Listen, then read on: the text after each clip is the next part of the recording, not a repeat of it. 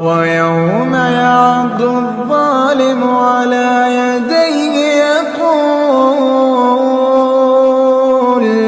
يقول يا ليتني اتخذت مع الرسول سبيلا يا ويلتى ليتني لم أتخذ فلانا خليلا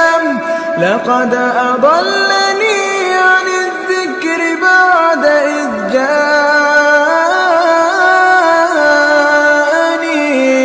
وكان الشيطان للإنسان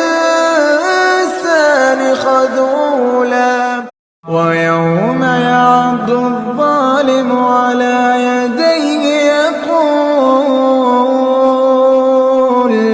يقول يا ليتني اتخذت